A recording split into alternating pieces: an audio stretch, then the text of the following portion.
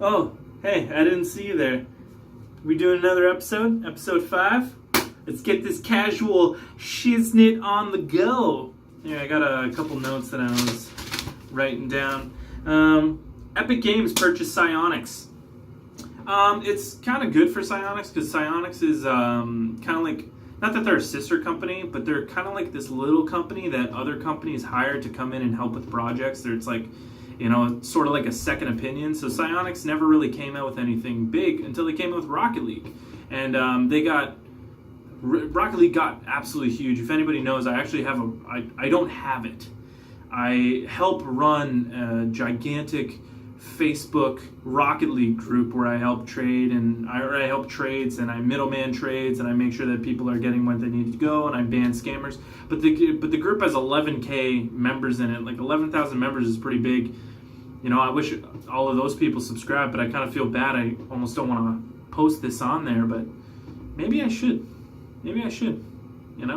My name's out there. Everybody in the group knows me. So, anyways, Psyonix came out with Rocket League, and Rocket League was huge. So what does that mean for Psyonix? Well, Epic Games is a bigger gaming company, so that just means that Psyonix is going to have more utility to do more with the game itself. They might be able to come up with more maps faster because they'll have a bigger team working behind them. They'll have a second opinion with building cars or coming out with loot boxes. Maybe they are able to reduce the price of keys. I'm not really sure at the moment what Epic Games is going to do with Psyonix or with Rocket League, but I do know that they're keeping Rocket League available on Steam, and it will still be available on all the resources that it is available on previous to that, Xbox, PS4, but it will also be available on the Epic Games website itself. They have their own thing going on, and Rocket League will be going there as well. Rocket League is also huge on PC. Some of the people that I know are huge middlemen and people that help with all that stuff. So that's pretty great.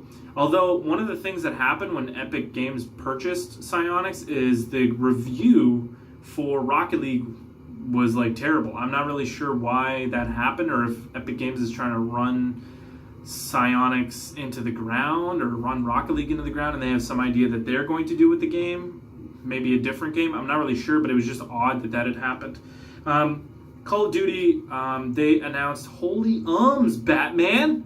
Jesus! Anyways, what is going on with me? Call of Duty, it might be Modern Warfare 4. That's what they might be announcing in a couple weeks.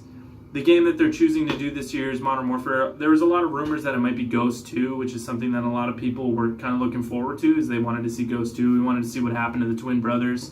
The story kind of never unfolded. We just saw the bad guy crawl and grab the one guy, and Ghost was one of the better late gen Call of Duties. I played a lot of Ghosts. Now this is before I had my family or anything else going on, and this is actually way before. This is 5-6 years ago now that I think about it.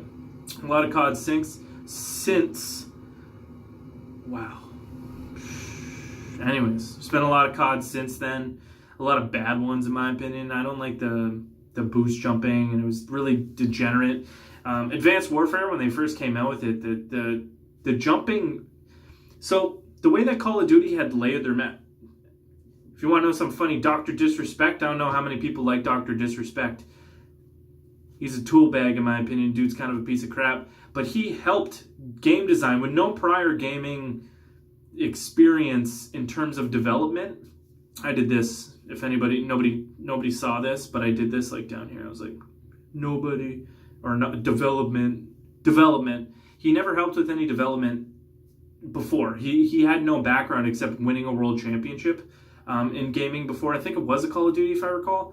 Anyways, he had won a championship and he had no prior experience to developing a game. So when they were developing the game, they brought him on as head map designer. Now the problem with this, with the maps in Advanced Warfare, is with the boost jumping, they made the boost jumping so high powered that the leveling of the map was all off. So it made the map shrink down. Whereas the map would have 3 or 4 layers going up, where it would be, from the ground all the way to the roof, and there would be staircases leading up to the roofs. You'd be able to shoot from the ground all the way up to the top level of the map with one boost jump. So it takes the map from being this